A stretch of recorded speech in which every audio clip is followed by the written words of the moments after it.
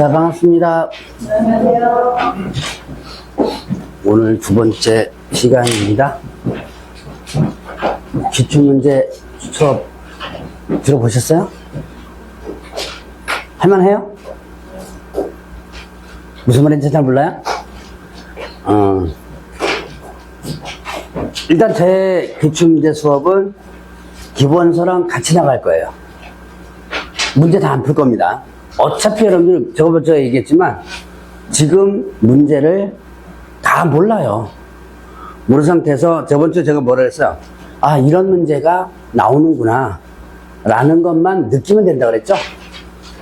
그래서 어차피 지금 문제 다 일일이 풀어봤자 문제 일단 머릿속에 잘 안 들어가요. 그래서 기본서랑 같이 해서 문제를 풀면서 저번주에 배운 거 복습도 하고 겸사겸사 이런 문제가 나왔다는 것을 또 이런 유형이 있다, 이런 식으로 나온다, 이런 것들을 일단 판단해 가면서 볼 겁니다. 자, 오늘은 일단 중개사무소 개설 등록 부분이에요. 일단 중개사무소 개설 등록, 자, 여러분들이 등록 관청 있죠? 일단 뭐 의의 성질은 등록은 저번주에 얘기했죠? 허가, 등록 구분했었죠? 허가는 내줄 수도 있고 안 내줄 수도 있고 칼자로 공무원이 쥐고 있다. 등록은 요건을 갖추면 반드시 해줘야지만 된다. 요와 관련된 부분이 여러분들 교재 나와요. 그래서 그때 다시 한번 연결시켜 볼 거고, 자, 등록관청 48페이지 있는 부분 보겠습니다. 자, 일단 등록관청은 어디를 등록관청이라고 한다? 사무소, 소재지, 시군구. 뭐 이렇게 중요한 건 아니지만 옛날에는 자주 나왔는데 지금 아주 너무 쉬워서 안 나와요. 그러나 알고는 넘어가야죠. 자, 일단 등록관청은 사무소, 소재지, 시군구. 사무소가 있는 곳에 시군구. 자, 구가 있다면 구는 모두 등록관청이에요. 그러니까 여러분들이 서울특별시 강동구, 이것도 구죠? 성남시 분당구, 구죠? 근데 성남시는 지금 광역시가 아니죠? 그러나 어쨌든 행정 업무를 담당하는 부분이기 때문에 구가 있다면 구가 모두 등록관청이다. 자, 근데 시가 문제죠? 시가 구가 설치되지 않은 시, 이렇게 되죠. 그래서 이거는 여러분들이 구가 설치되지 않은 시가 어디 있어요? 요 옆에 하남시, 강 건너에 구리시, 뭐 이런 것들. 여기는 구가 없죠? 그래서 당연히 그 시청이 등록관청이 된다. 또 하나, 요거 특별자치도의 행정시. 어디예요? 특별자치도가? 세종시는 특별자치도가 아니고 특별자치시가 되는 거죠. 특별자치도 하면 네, 제주도. 물론 특별자치도라고 명칭을 붙은 도가 두 개 더 있어요. 어디 있어요? 강원도가 있고 전라북도가 있어요. 이 전라북도하고 강원도는 특별자치도하고 명명을 했지만 실질적으로는 행정 업무와 관련된 부분은 좀 달라요, 제주도랑. 그래서 제주도는 어떻게 한다고 했어요? 제주도지사만 선거로 뽑고 제주시하고 서귀포시 있죠? 얘네들은 선거로 뽑지 않는다. 제주도지사가 임명합니다. 이게 옛날에 중앙집권제 있을 때처럼 도지사가 임명하는 거예요. 자, 그럼 뭐만 담당한다? 자치가 아니고, 자치는 아니고 행정업무만 담당한다. 그래도 등록관청에 해당된다. 그 다음에 금방 얘기했던 세종특별자치시. 근데 광역시급이죠. 그런데도 어떻게 돼요? 구가 없어요. 그래서 세종특별자치시가 뭐가 되는 거예요? 네, 여기는 없지만 등록관청이 되는 거죠. 자, 그러면 등록 신청할 수 있는 자는 누구다? 공인중개사하고 법인, 이렇게 되죠. 공인중개사와 법인, 자, 얘네들 등록 신청할 수 있는데 이때 소속공인중개사는 어떻게 한다? 제외한다. 소속공인중개사, 왜 소속공인중개사는 등록할 수 없다? 이유, 이미 얘는 소속돼 있죠. 사무소에 소속됐으니까 다른 데 등록을 하면 뭐가 되는 거예요? 이중 소속이 되죠. 자, 이중 소속은 절대로 금지된다. 기억하시는 분만 기억해 보세요. 조금 이따가 뵐 거지만. 자, 이중 소속하다 적발되면 개업 공인중개사는 등록이 반드시 취소, 절대 등록 취소, 형벌 1-1. 그 다음에 소속 공인중개사가 이중 소속하면 자격 정지. 소속 공인중개사는 무조건 우선 뭘 기억하라? 자격 정지 기억하라 그랬죠? 형벌 1-1 이렇게 됩니다. 맨 뒤에 가서 이번 시간 다음 시간이구나. 다음 시간 가서 뵐 겁니다. 자, 그러면 일단은 소속공인중개사는 등록 신청할 수 없고, 얘가 개업 공인중개사 되려면 소속에서 어떻게 돼요? 빠져나와야지만 되죠. 자, 그 다음에 변호사. 이거는 뭐 앞부분에서 잠깐 얘기했던 부분이 있을 거예요. 자, 이건 아마 저번주 시간에 잠깐 한 것 같은데, 변호사는 사실행위와 관련돼서는 안 되죠. 법률행위 관련된 부분이죠. 그래서 얘도 공인중개사 자격을 취득해주면 된다. 이 변호사 얘기가 지금 시험에 한 2번 나왔어요. 왜? 우리랑 지지구북 지금 싸우고 있거든요. 업권 때문에. 지네들도 변호사 자격하고 중개업무 할 수 있다 해가지고 소속 2번이나 대법원까지 갔습니다. 어쨌든 우리가 지금 현재까지 이겼는데 계속 지금 찌르고 있어요. 지금 우리도 변호사 자격하고 할 수 있다. 여러분들도 나중에 개업공개사 되면 그 사람들 싸워야 돼요. 변호사가 만약에 변호사 자격 갖고 중개업무 할 수 있다라고 한다면 난리 나요, 이게 지금. 어쨌든 현재는 변호사 자격이 있어야지만 됩니다. 자, 그러면 이제 등록 기준 보겠습니다. 48페이지에. 자, 일단 등록할 수 있는 자는 공인하고 법인이죠. 그래서 등록 기준은 공인으로서의 등록 기준과 법인으로서의 등록 기준이 있다. 자, 일단 등록 기준은 대통령령으로 정하도록 하고 있는데, 자, 일단 당연히 이거는 제가 많이 설명드릴 필요 없어요. 결격 사유가 없어야 되고 당연히 자격증이 있어야지만 되죠.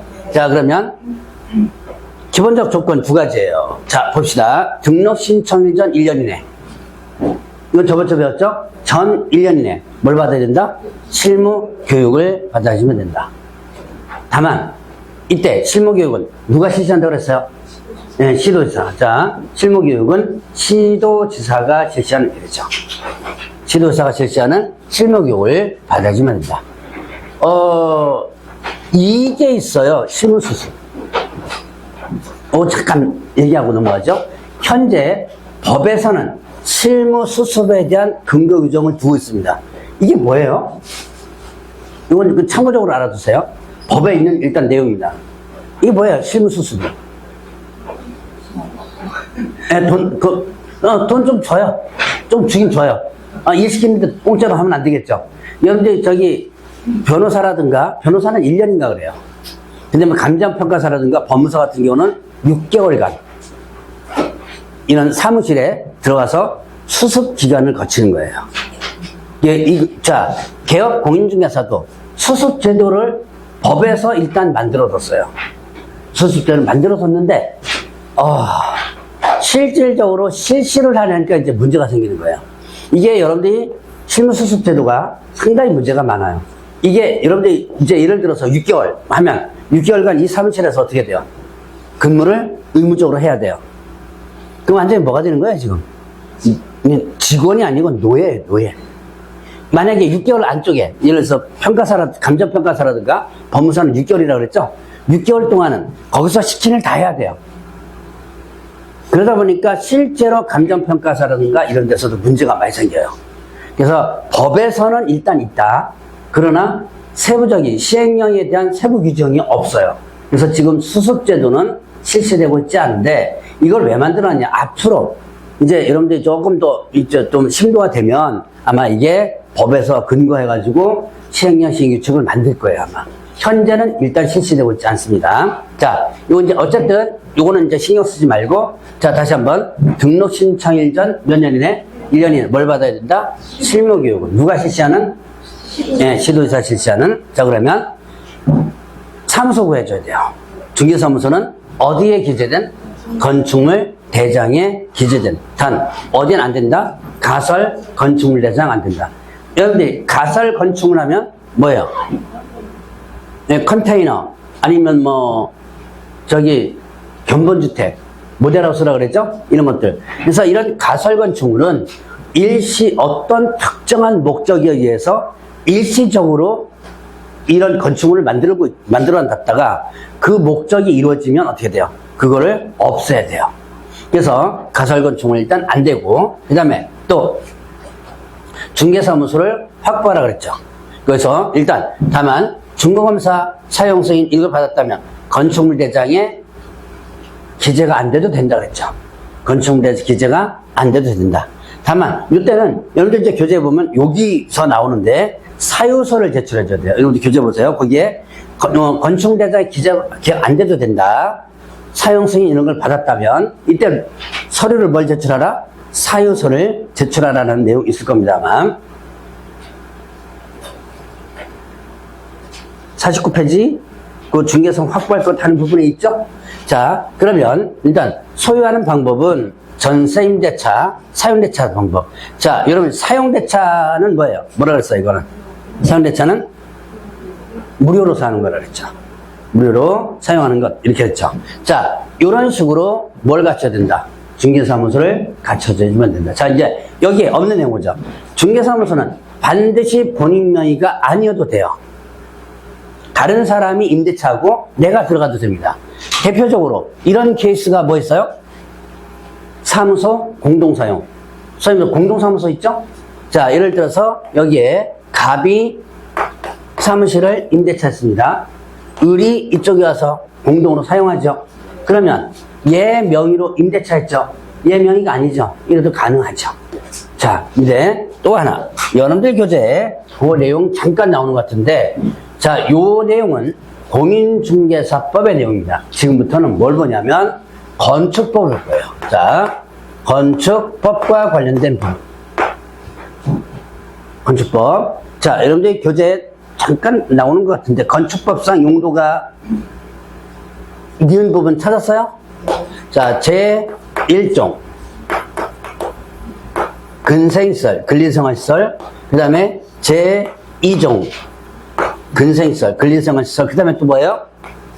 일반 업무시설, 업무시설과 관련된 부분이에요. 자, 세 가지. 자, 여러분들 중개사무소는 공인중개사법상의 사무소 조건뿐만 아니라 건축법상의 조건도 기억해놔야 돼요. 자, 지금 여러분들 건축법상 이런 거 처음 공부하시는 분들은 좀 처음 들어볼 거예요. 이전에 공부하셨던 분들은 조금 들어보셨죠? 시설군. 자, 일단 제1종 근린생활시설, 2종 근린생활시설, 업무시설 외에는 중개사무소 못 들어갑니다. 그러니까 요 조건과 요 조건이 맞춰져야 돼요. 그 다음에 제1종 근생시설은 면적의 제한이 있어요. 혹시 기억나시나요? 30제곱미터 미만이에요. 자, 그럼 여기서 이제 여러분들 또 조심할 거. 공인중개사법상으로는, 중개사법상으로는 면적의 제한이 없어요. 그래서 여러분들 중개사무소 조그맣게 해가지고 저 사무실 운영하는 거 혹시 보셨는지 모르겠네요. 사람 한 명 정도 살짝 더 들어가는 이런 면적에 중개사무소 내린 경우도 있어요. 자, 그런데 건축법상의 일종 근생시설에서는 30 미만에만 들어가도록 하고 있습니다. 요게 면적 제한이 조금 있더라. 그래서 중개사무소는 이거와 이거를 같이 기억해놔야 돼요. 자, 그래서 중개사무소 조건 기억을 좀 해놓으시고, 자, 그럼 요거는 이제 건축법에서도 여러분들 조금 다뤄질 거예요, 아마. 중개 업무와 관련된 부분이니까. 자, 그러면 이제 요게 누구로서의 등록 기준? 공인으로서의 등록 기준이야. 자, 그러면 이제 법인으로서의 등록 기준을 보셔. 여러분 49페이지 있죠? 일단 당연히 여러분들 교재 뭐 결격 사유에 해당되지 않을 거, 이건 기본적 조건이니까. 자, 이제 여기서 보죠. 여러분들 교재에 또나 2번인가 있을 겁니다. 여기는 첫 번째로 해놨어요. 상법상 회사 또는 협동조합 기본법상 협동조합. 이때 사회적 협동조합은 제외한다. 그리고 자본금 얼마예요? 5천만 원 이상 이렇게 되죠. 자, 무슨 회사다? 상법상 회사다. 그러면 상법상 회사로 기본적으로 설립되는 부분인데요. 자, 상법상 회사는 몇 가지가 있죠? 몇 가지가 있죠? 5개. 주식회사, 여러분들 많이 알고 있는 주식회사. 그 다음에 또, 예, 유한회사. 그 다음에 또, 유한 책임회사. 그 다음에 또, 한명회사. 한명, 그 다음에 합자, 이렇게 5가지로 되어 있습니다. 그래서 상법에 회사가 5가지가 규정되어 있어요. 자, 1월 달에 공부하셨던 분들은 기억날 거예요. 처음 공부하신 분을 위해서 잠깐만 간단하게 설명하고 가겠습니다. 주식회사, 유한회사가 공통점과 차이점이 있고, 한명회사와 합자회사가 공통점과 차이점이 있더라. 이때 유한 책임은 뭐냐? 유한회사의 간소화된 절차다. 절차가 조금 더 간소화됐어요. 그러나 절차가 약간 다르기 때문에 별도 회사가 되어 있습니다. 이 유한 책임회사는 절차는 유한회사와 비슷한데요. 자, 얘네들은 임원이 없어요. 업무 집행자라고 하는 대표 혼자서 할 수 있는 게 유한 책임회사예요. 자, 요들 간단히 설명하고, 자, 그러면 주식회사와 유한회사 공통점이 뭐라 그랬어요? 이전에 공부하셨던 기억나시나요? 공통점? 주식회사, 유한회사 공통점은 출자와 경영이 분리되어 있다. 이게 공통점이라 했죠? 다시 한번. 출자와 경영이 분리되어 있다. 자, 그러면 유한회사는 잘 모르니까 몰라도 돼요. 유한회사. 물론 일단 여러분들이 잘 알고 있는 주식회사. 자, 주식회사. 출자자가 누구예요? 주들이죠. 요즘 주식 하시는 분들 지금 폭망해가지고 잘 들고 있으면 다시 올라가요. 자, 여러분 주주들이 경영을 하나요? 자, 주주들이 누구를 뽑아요? 경영진을 뽑죠. 뭘 열어가지고? 주주총회를 열어서. 그래서 경영진을 뽑는 거예요. 그러니까 주주들이 경영하는 게 아니라 주주들이 경영진을 선임해가지고 이 경영진이 경영하는 거예요. 자, 그러면 이때 출자자하고 경영진이 분리가 됐죠. 자, 이것도 마찬가지입니다. 유한회사도. 자, 그러면 차이점이 뭐냐? 차이점은 얘는 출자자가 제한이 없는데 얘는 50명 이내로 제한이 돼요. 그럼 규모가 좀 적습니다. 자, 그런 차이점. 뭐 기억 안 해도 좋아요. 여기서부터 기억해야 돼요. 자, 이때 그 경영진을 뭐라 그러죠? 임원이라고 그러죠? 자, 주식회사에 여러분들이 임원하면 머릿속에 누굴 떠올라요? 이사, 감사 이런 사람들 있죠? 그 중에서 대표를 맡은 사람을 흔히 여러분들이 대표이사 이렇게 표현한다 그랬죠. 자, 바로 얘네들을 뭐라 한다? 임원. 자, 그러면 한 명의 사업자에서, 자, 얘는 공통점은 출자와 경영이 통합되어 있다. 즉, 내가 돈을 출자하고 내가 경영한다. 출자한 사람이 직접 경영한다 그랬죠? 요게 공통점, 차이점. 자, 한 명회사는 뭘로만? 자, 무한 책임 사원으로만 구성된다. 근데 합자회사는 무한 책임 사원과 그 다음에 또 유한 책임 사원으로 구성한다 그랬죠. 자, 이때 무한 책임 사원은 책임을 무한하게 지는 거죠. 그래서 얘네들은 출자와 경영을 다 책임지는 거고, 유한 책임 사원은 뭐예요? 뭐만 책임지는 거? 출자만 책임진다. 경영은 책임지지 않는다. 그럼 얘네들은 경영을 책임지지 않으니까 경영권이 있어요, 없어요? 없죠. 자, 얘는 경영권 자체가 없습니다. 돈 내는 것만 책임지면 되는 거예요. 자, 그럼 얘는 경영에 대해서 관여를 못하니까, 자, 여기서 공인중개사법 자체가 어떻게 된다? 적용되지 않는다. 그래서 중개사법에서는 누구만 적용한다? 무한 책임 사원만 적용한다. 꼭 기억을 해놓으라 그랬습니다. 자, 그리고 얘네들 한 명의 사업자에서 요 경영하고 출자하는 사람들을 뭐라 한다? 사원이라고 표현한다. 그래서 무한 책임 사원, 유한 책임 사원 이렇게 되죠. 자, 그러면 여러분들 이제 여기서 기억할 거, 앞으로 사원 또는 임원, 사원 또는 임원은 다 나올 텐데, 요 사원 임원 하면 여러분들 머릿속에 뭘 기억하시라? 사원 임원 하면 경영진이다. 이 회사가 잘못되면 누가 책임진다? 경영진이 책임진다. 꼭 기억하라 그랬죠? 다시 한번, 사원 임원 하면 머릿속에 뭘 기억하라? 경영진이다. 앞으로 이게 계속 따라올 거예요. 자, 그러면 이제 이렇게 상법상회사로 설립을 하거나 아니면 협동조합으로 설립해도 돼요. 협동조합 기본법상에 단 뭐 빠진다? 사회적 협동조합 빠진다. 왜 사회적 협동조합 빠진다 그랬어요? 얘네는 공익목적이라고 그랬죠? 그래서 비영리라고 그랬습니다.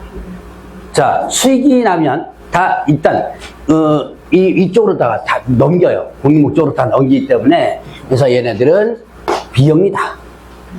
그래서 이 중개업과 관련이 없겠죠? 자, 그리고 자본금 얼마? 5천만 원. 자, 요 앞에 요게 여러분이 좀 기억을 해놔야 될 게 좀 있습니다. 자, 그리고 이제 두 번째. 여러분들은 동그라미 3번이죠? 14조에 규정된 업무만을 영위할 목적으로 설립하라. 자, 14조에 규정된 업무만을 영위할 목적으로 설립하라 그랬습니다. 그러면 얘네들은 이게 뭐라 했어요? 겸업을 금지하는 거, 제한하는 거? 네, 제한하는 거랬죠. 14조에 규정된, 자, 중개업 외에 14조에 규정된 업무만을 할 수 있고, 그 외의 업무는 할 수 없다. 그래서 겸업을 뭐 한다? 제한한다. 자, 만약에 이 겸업을 제한하는 것을 위반해서 업무를 한다면, 위반해서 어떻게 된다 그랬어요? 등록 취소를 할 수 있다. 자, 임의 등록 취소. 이렇게 되죠. 임등치. 자, 이거를 여러분들 교재는 상대 등록 취소 이렇게 표현한다. 상대 등록 취소나 임의 등록 취소나 같은 개념이에요. 저는 임의 등록 취소를 중심으로 해서 부수적으로 상대 등록 취소라는 표현을 쓸 겁니다. 자, 봅시다. 요 14조에 규정된 업무를 외의 것을 했다. 법인이. 그러면 어떻게 한다? 등록 취소를 할 수 있다. 자, 이제 여기서 여러분 또 하나 기억해야 될게요. 임의 등록 취소, 등록 취소 할 수 있죠? 이거는 곧 뭐에 해당된다? 지금부터 못을 박아놔야 돼요. 임의 등록 취소는 업무 정지입니다. 자, 이제부터 아주 귀 아프게 들을 거예요. 자, 임의 등록 취소는 뭐에 해당된다? 업무 정지. 이건 또 왜 그러냐? 자, 이거 봅시다. 임의 등록 취소는 취소를 하여야 한다, 할 수 있다? 다시. 이거는 취소를 하여야 한다, 할 수 있다요? 할 수 있다. 절대 등록 취소는 하여야 한다죠? 이거는 할 수 있다. 할 수 있다는 할 수도 있고, 안 할 수도 있고. 칼자루 누가 쥐고 있는 거예요? 공무원이 쥐고 있죠? 그럼 이때, 만약에 하면 끝이죠? 취소하면 끝이에요. 그런데 안 하면 어떻게 되냐, 그죠? 네, 안 하면 업무정지를 처분을 할 수 있다는 얘기예요. 그래서 업무정지 사유 골라라. 그러면 뭐도 골라야 된다? 임의 등록 취소도 골라야 된다. 요거 지금부터 머릿속에 완전히 정리하면서 넘어가시면 됩니다. 자, 그리고 이제 등록 기준, 다음 등록 기준 보죠. 대표자는 공인중개사여야 하고, 대표자는 공인중개사여야 됩니다. 그리고 대표자를 포함한 대표자를 제외한 사원임원의 얼마가 3분의 2 이상이 공인중개사입니다. 일단 대표자는 공인중개사 이해하시면 됩니다. 그리고 대표자 포함이 아니에요. 벌써 시험 3번 나왔습니다. 포함으로 해서 제외한 사원임원. 이때 사원은 무슨 사원만을 의미한다? 무한책임 사원만을 의미한다. 그래서 1분의 1 이상이 공인중개사이시면 된다. 나머지는 공인중개사가 아니어도 되죠. 그리고 사원임원, 책임자 모두 실무교육 받아야지만 되죠? 대표자, 사원임원, 책임자가 되고자 하는 자 모두 실무교육 받으라. 자, 그리고 중개사무소 갖춰라.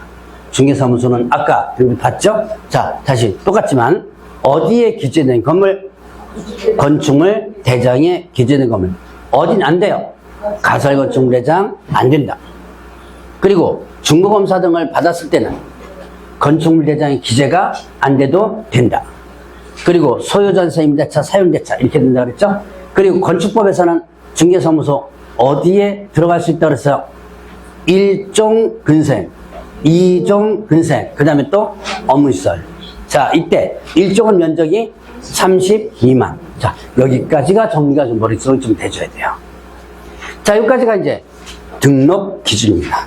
자, 이 법인의 등록 기준 있죠? 이거는, 자, 여기에 있네요. 특수법인 제한다. 49페이지. 거기에 조그맣게 있죠? 특수법인 제한다. 찾았어요? 제목에. 49페이지 그 괄호 2번 제목에. 네. 특수법인 제한다. 특수법인은 뭐예요? 특수법인. 예, 농협. 다른 법률. 자, 이제 요거를 특수법인을 좀 길게 표현한다면 다른 법률에 의해서 중개업을 할 수 있는 법인이라고 했죠?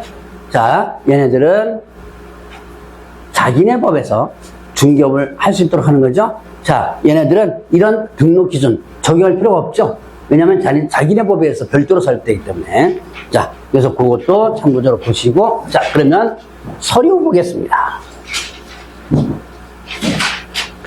일단 구비서류 보죠. 50페이지 하단 부분부터. 일단 자격증 사본 제출하지 않습니다. 여러분들 교재는 그 50페이지 맨 밑에 동그라미 2번에 있는 내용이에요. 자, 공인중개사 자격증 사본 제출 서류 아니다. 이거 누가 확인한다? 등록관청이 자격증을 발급한 시도자에게 확인한다. 자격 취득 여부를. 또 건축물내장 등기사항증명서 이거 누가 확인한다? 담당 공무원이 확인한다. 이건 이제 제출 서류에 해당되지 않는 거예요. 자, 그리고 제출 서류 보겠습니다. 일단 실무교육 수료증 4번 들어갑니다. 자, 그런데 전자적으로 확인할 수 있는 경우 제외한다. 이거 하나 써놓으세요. 그 여러분들 동그라미 2번 부분에다가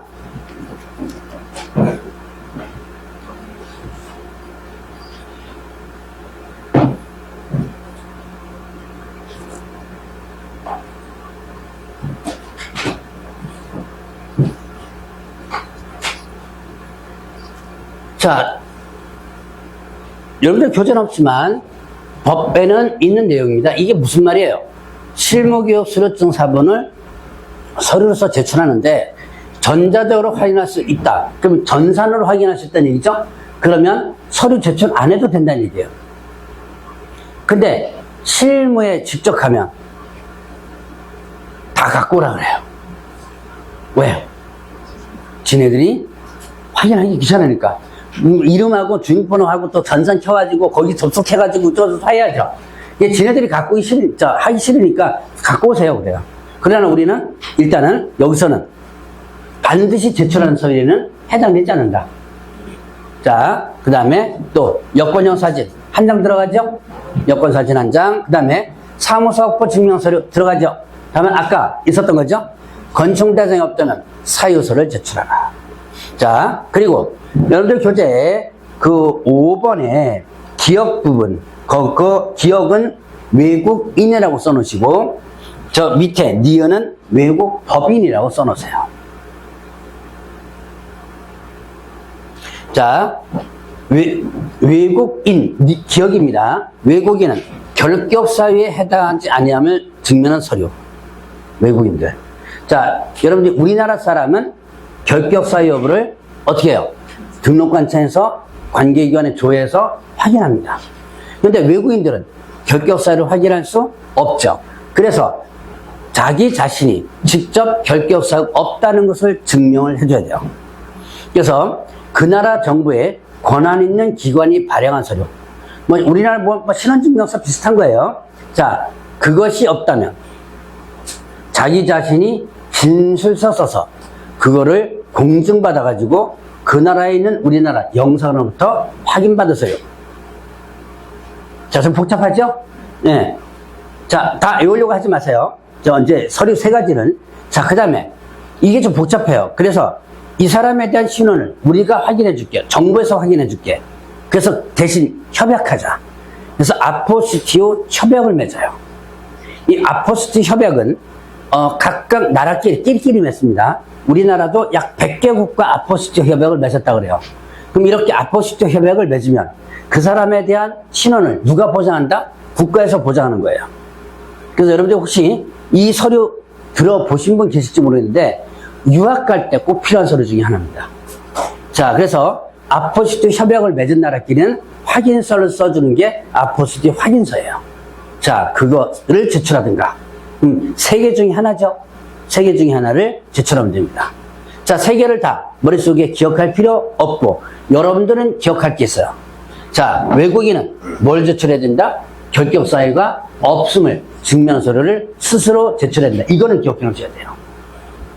자, 그 다음에 영업소 등기를 증명하는 서류. 자, 이거는 뭐야? 영업소 등기 증명하는 서류. 자, 외국 법인, 외국 회사들입니다. 외국 회사들은 그 나라에 이미 법인 설립 등기가 돼 있죠.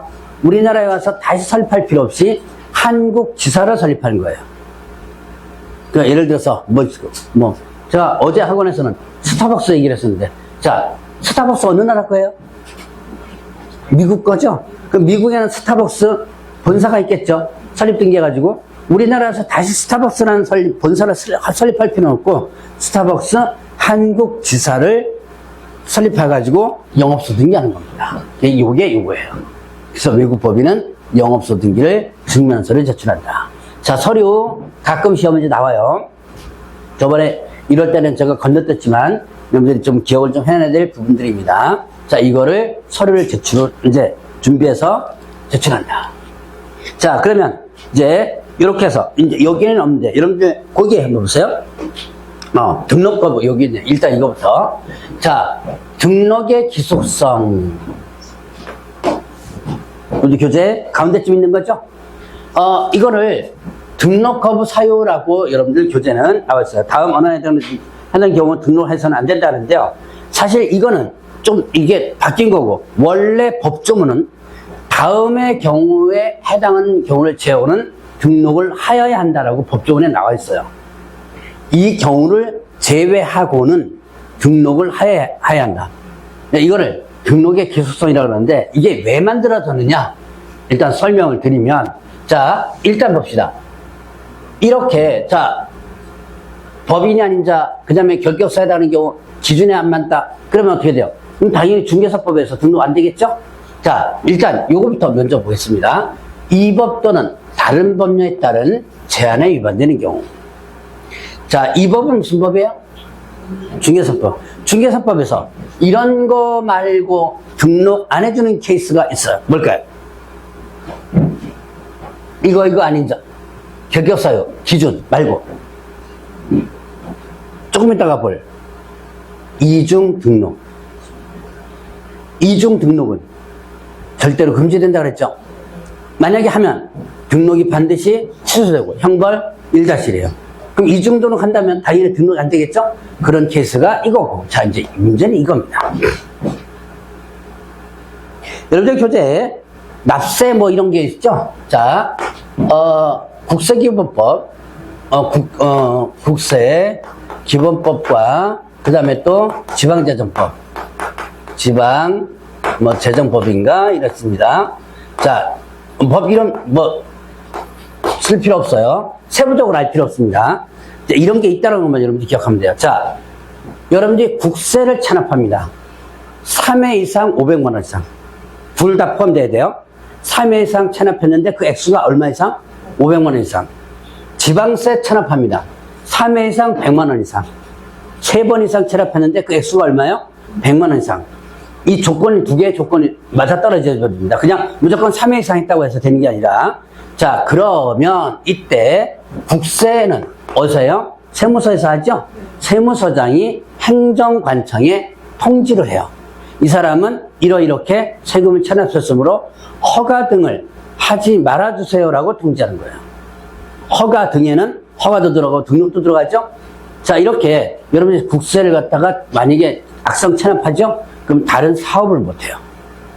자, 여러분들이 저기 세금 찬압하면 일단은 사업자 등록 문 닫는 거 아시죠? 여러분들 사업자 등록하러 가죠? 그럼 그거에서 이제 이렇게 두들기죠? 그래서 만약에 세금이 찬압돼 있죠? 이거부터 먼저 내고 오세요라고 해요.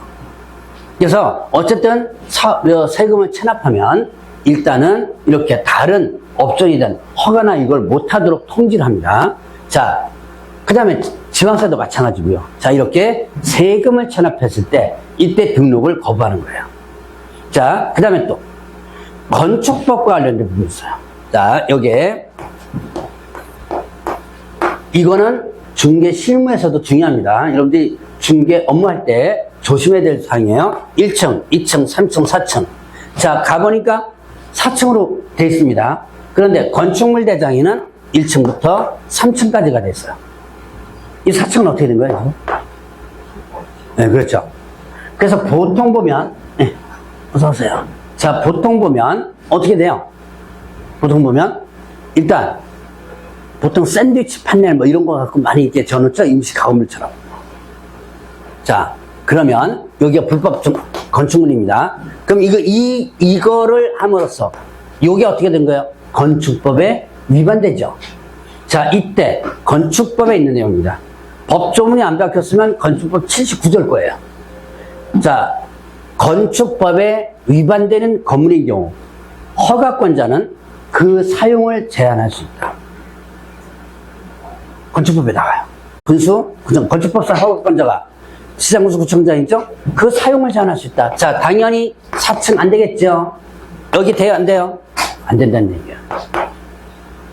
이거 실제로 이거 강의를 들은 사람 중에서 실제로 경험하신 분들도 있고요. 자, 그 다음에 또 개업공인중개사가 이거 중개해줬다가 피본 실제 사례도 있어요. 이 사례가 어떤 거냐면 요 2층에 자, 여러분들이 이런 건물들 주로 어디서 보냐? 바로 이 뒷골목에 있어요. 이 뒷골목에 보면 이런 1층 뭐 상가, 2층 상가, 3층 주택, 4층 이렇게 있죠.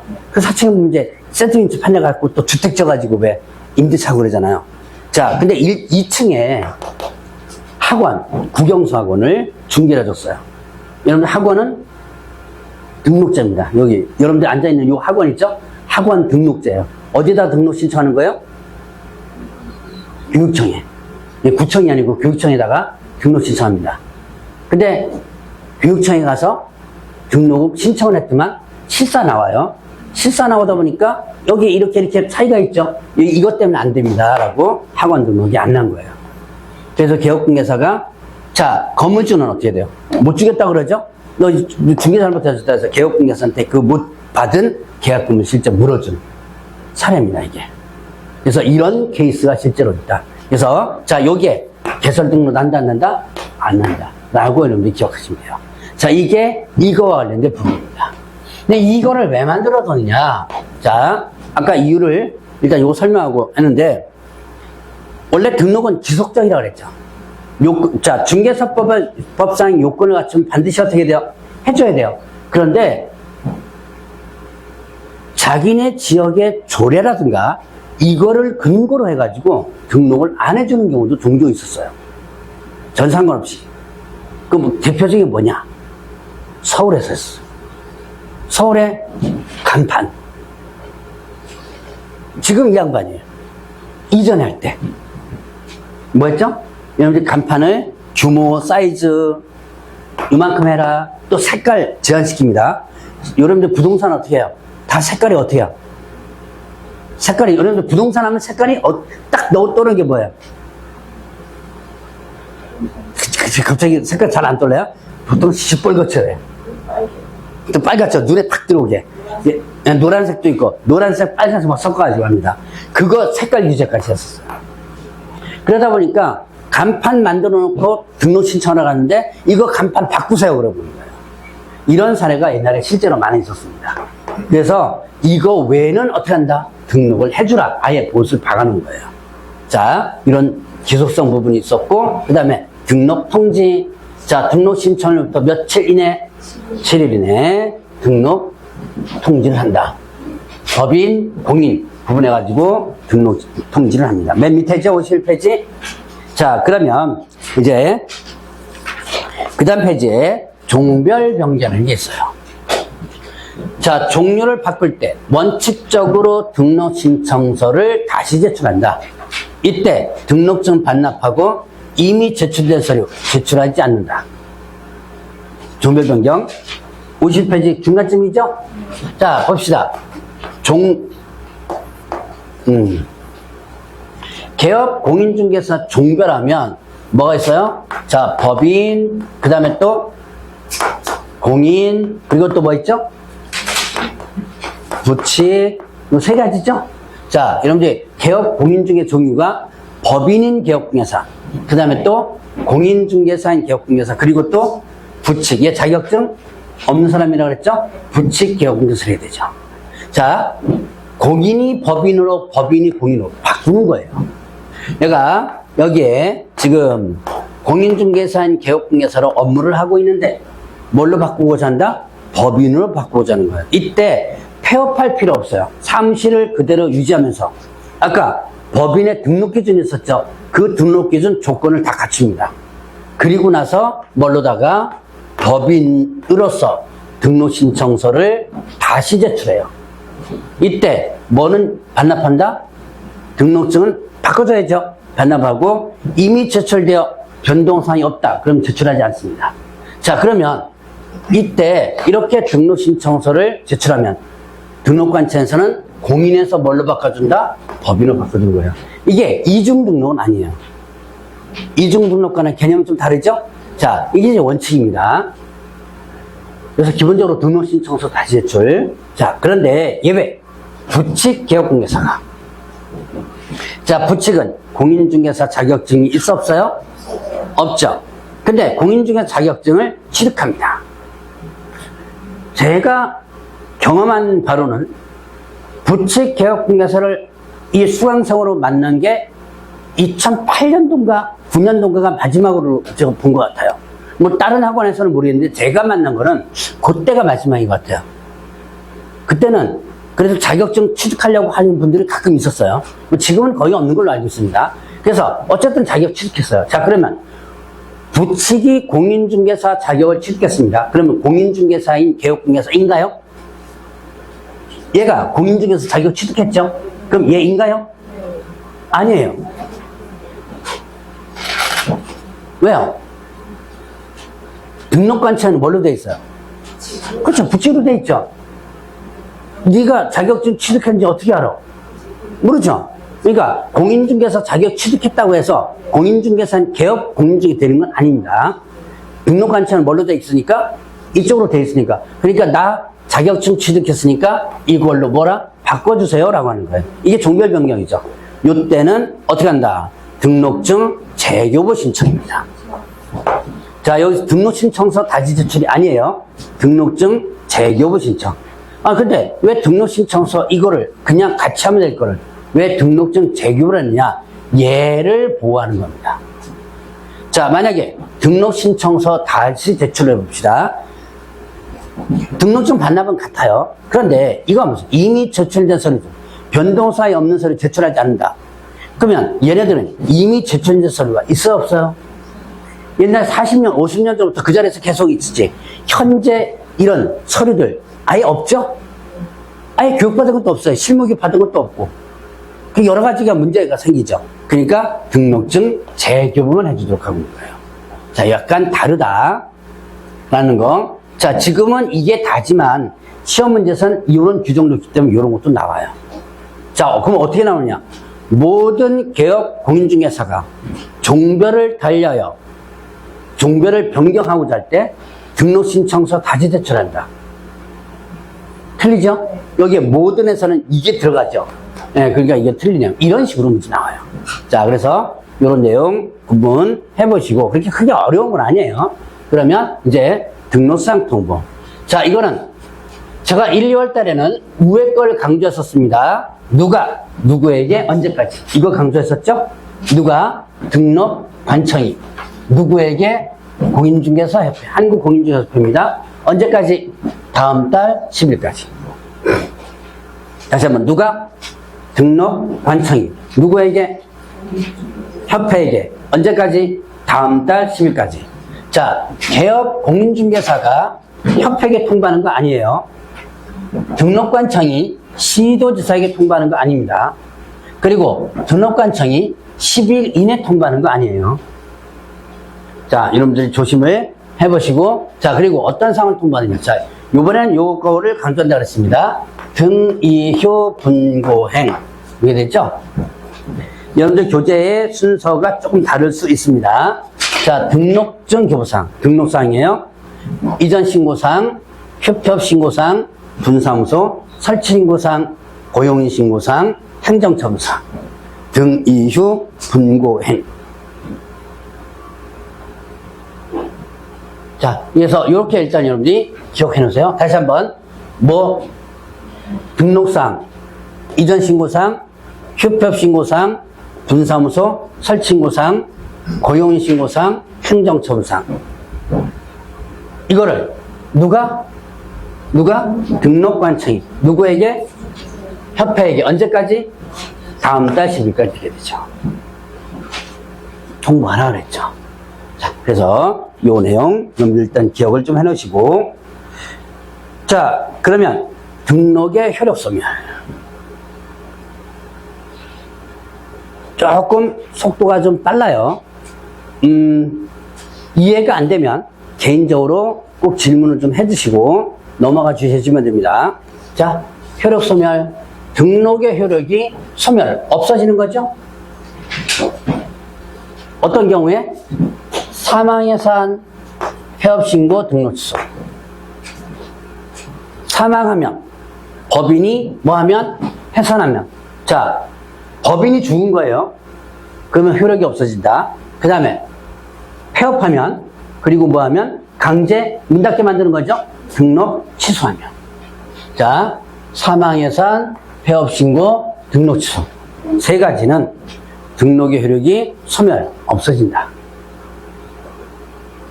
그리고 등록의 효력이 이렇게 없어지고 나서 계속 중개업무를 한다면 어떻게 되는 거예요?